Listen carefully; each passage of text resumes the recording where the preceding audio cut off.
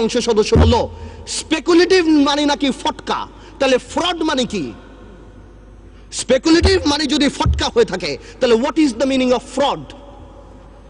একবার মাননীয় অর্থমন্ত্রী বললেন এখানে হতেই পারে, মাননীয় অর্থমন্ত্রী বললেন এগুলি হতেই পারে, ডক্টর মুশিউর রহমান বললেন this is none of our concern, share market আমাদের কোনো চিন্তার ব্যাপার না।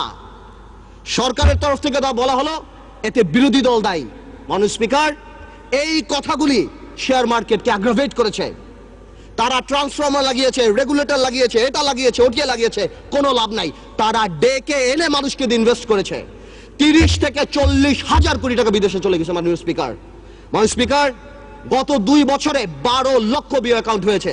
এর আগে আরো 20 লক্ষ ছিল, এর মধ্যে 8 লক্ষ শুধু আমাদের মা বোনেরা। মাননীয় স্পিকার, আমার যদি বিও অ্যাকাউন্ট থাকে, if I have a BO account, naturally my mother, my sister, my friend সবাই আমার উপর ডিপেন্ডেন্ট থাকে। এক বিও অ্যাকাউন্ট দিয়ে 5 জন, 6 জন, 10 জন কাজ করে। আপনি জানেন বাংলাদেশে কোনো ব্যবসা বাণিজ্য এখন নেই, সারা পৃথিবীতে মন্দা। এই মুহূর্তে সবাই 2 লাখ টাকা, 5 লাখ টাকা ইনভেস্ট করে 5,000 টাকা কামাই করার জন্য চেষ্টা করেছে। এটা কি কোনো অপরাধ? I can very well understand বিজনেসে লস হবে, লাভ হবে, কিন্তু ডাক দিয়ে তো আপনি ধোকা দিতে পারেন না। বারবার ডেকে এনে শেয়ার মার্কেটে ইনভেস্ট করিয়ে তাদেরকে রাস্তায় ফেলে দেওয়া হচ্ছে। 30 লক্ষ লোক যদি স্বাধীনতা যুদ্ধে মারা যায় মাননীয় স্পিকার, তাহলে 30 লক্ষ লোক এই আওয়ামী লীগ আমলে ফকির হয়েছে মাননীয় স্পিকার। মাননীয় speaker, one thing I just don't understand, আজ থেকে 1 বছর আগে এইখানে দাঁড়িয়ে বললাম এয়ারটেলের কথা। এই এয়ারটেল 2000 কোটি টাকার শেয়ার কেলেঙ্কারি করে বাংলাদেশকে 95 কোটি টাকা স্ট্যাম্প ডিউটি দেয়নি। সারা বাংলাদেশ যখন বিদ্যুতের জন্য পাগল, এক আরবিতে 2,80,000 অ্যাপ্লিকেশন আছে বিদ্যুতের, 5 লক্ষ শুধু আছে বিভিন্ন কলকারখানা প্রতিষ্ঠান, বড় ছোট দালানের। 210টা টাওয়ারে নির্বিচ্ছিন্ন বিদ্যুৎ সংযোগ দেওয়া হচ্ছে এই এয়ারটেলকে। কেন মাননীয় স্পিকার, আমরা জানতে চাই। আমি জানি আমার এই কথায় এয়ারটেলের করাপশন বন্ধ হবে না, ইনভেস্টিগেশন হবে না, তবে the time has come. I want to urge the people of Bangladesh যে আপনারা এয়ারটেলকে প্রত্যাখ্যান করেন। যেই কোম্পানি ইস্ট ইন্ডিয়া কোম্পানির মতো এত কোটি কোটি টাকা ট্যাক্স ফাঁকি দিয়ে, স্ট্যাম্প ডিউটি ফাঁকি দিয়ে এই দেশে ব্যবসা বাণিজ্য করছে, তাদের ইন্টেনশন ভালো না। আমি সবাইকে অনুরোধ করব বাংলাদেশের যে আপনারা এয়ারটেলকে বয়কট করেন, পাবলিকলি বয়কট করেন। মাননীয় speaker,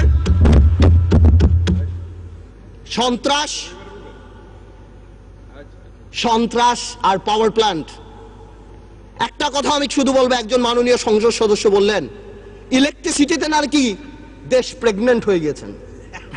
I am not used to this languages, but আমার জবাব দিতে যখন দেখি চানাচুর কোম্পানি, ফার্নিচার কোম্পানি, নাম নিচ্ছি অটোবি, যারা সারা জীবন ফার্নিচার বানিয়েছে, তারা বিদ্যুৎ প্ল্যান্ট পেয়েছে, আমার মনে হয় এই প্রেগন্যান্সি খুব তাড়াতাড়ি মিসক্যারেজ হয়ে যাবে এবং এই দেশে বিদ্যুৎ আসবে না।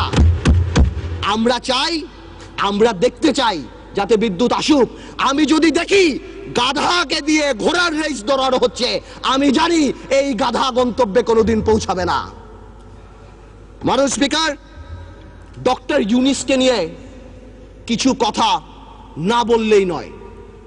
মাননীয় speaker, I will not go into the details of the law, তবে অনেকেই বলে যে ল ইজ ইকুয়াল। এখানে অনেক বড় বড় কনস্টিটিউশনের বিজ্ঞ লোকেরা আছেন, তারা যদি থাকতেন আরো সুবিধা হতো।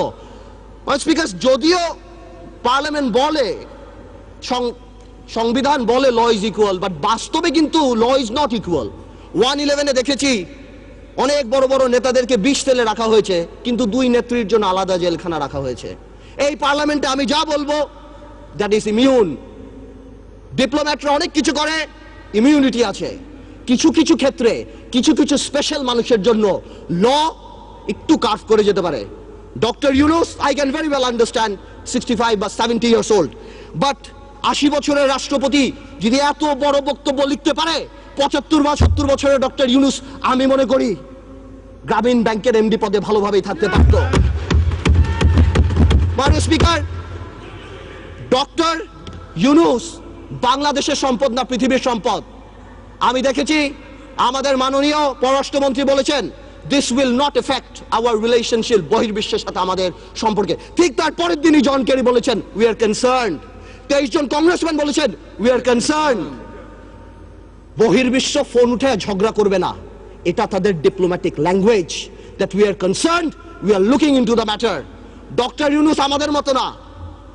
আমার ফোনে সবচেয়ে বড় ভিআইপি ফোন করে জয়নাল আবেদিন ফারুক সাহেব, আর ডক্টর ইউনূসের ফোনে ফোন করে হিলারি ক্লিন্টন। মনে রাখতে হবে সে কোথায় উঠে গিয়েছেন। ডক্টর ইউনূসের এই ব্যাপারটা অ্যামিকেবলি সেটেল করা যেত। আই হ্যাভ উইটনেসড ইট। আমি নিজে দেখেছি বিবিসিতে হোয়াইট হাউস স্পোকসম্যান বলছে we are deeply concerned, this is Yunus allergy. আমি জানি অনেকে বলতে পারবে এটা আমাদের সার্বভৌমত্ব, আই ক্যান আন্ডারস্ট্যান্ড, এটা আমাদের সার্বভৌমত্ব, কিছু একটা ব্যালেন্স নিড টু বি ড্রন। এখন সার্বভৌমত্বর সাথে ব্যালেন্স, এখন গ্লোবালাইজেশনের সময় কালকে বাংলাদেশের বিপদ হচ্ছে, আমরা তাদের কাছে যে হাত পাততেছি, দুই নেত্রীর মনোমালিন্য হচ্ছে, নির্বাচনে যাব কি যাব না, আমেরিকান এম্বাসির দাওয়াতে ভিড় লেগে যাচ্ছে, এখানে ভিড় লেগে যাচ্ছে, আর যখন কোনো কিছু হচ্ছে তখন কি বলা হচ্ছে এটা আমাদের সার্বভৌমত্ব ব্যাপার। এটা সার্বভৌমত্ব ব্যাপার না, এটা পার্সোনাল ভেন্ডাটার ব্যাপার। সংসারের কথা আসতেছে, excuse me, I would appreciate if you let me finish. Yes, please, uninterruptedly. Thank you. Understand it? Yes, you should know it. আমি আরেকটা কথা বলতে চাই, সন্ত্রাসের কথা আপনি বলেন, একটা চেইন অফ কমান্ড থাকতে হবে। যেই দেশের স্বরাষ্ট্র প্রতিমন্ত্রী শাহরুখ খানের কনসার্টে যে মাটিতে বসে, সেই দেশে কি হতে পারে, মান ইজ্জত কোথায় যায় আমাদের? A মন্ত্রী is not a person, a মন্ত্রী holds the flag। সেই মন্ত্রী আমাদের, সেইখানে স্বরাষ্ট্রমন্ত্রী যেই কাজ করে, এই দেশে এগুলি হতেই পারে। মাননীয় স্পিকার, অনেক কথা বলে অনেক কিছু শেষ করা যাবে না, তবে আমি এতটুকু বলতে চাই ডেমোক্রেসির সাথে গুড গভর্নেন্স থাকতে হবে, মোরালিটি থাকতে হবে। আপনি কল্পনা করতে পারেন মাননীয় স্পিকার, একজন অ্যাটর্নি জেনারেল ওই পদে বহাল থাকে, কিভাবে সে বসে বলে কে নোবেল প্রাইজ পাওয়া উচিত, কে নোবেল প্রাইজ পাওয়া উচিত না। এটা অসম্ভব। আমার দুঃখ হয়, আমার ভয় হয় যে মাননীয় অ্যাটর্নি জেনারেল যদি চাটুকারিতা করে আগামীতে ভবিষ্যৎ ল মিনিস্টার হওয়ার জন্য আমার বলার কিছু নাই, কিন্তু যদি তার বুদ্ধি এই হয়ে থাকে যে সন্তু লারমার প্রধানমন্ত্রী, হ্যাঁ কে পাক না পাক that is not our concern, কিন্তু ফোরামটাকে ডক্টর ইউনূসের পাওয়া উচিত ছিল না, এই বুদ্ধি যদি অ্যাটর্নি জেনারেলের হয়ে থাকে, তাহলে আমি শঙ্কিত যে বাংলাদেশের জুডিশিয়ারি কোন দিকে যাচ্ছে। মাননীয় স্পিকার, আমাদের সবার কিছু কিছু ব্যাপারে একটা ন্যাশনাল কনসেনসাস হওয়া উচিত।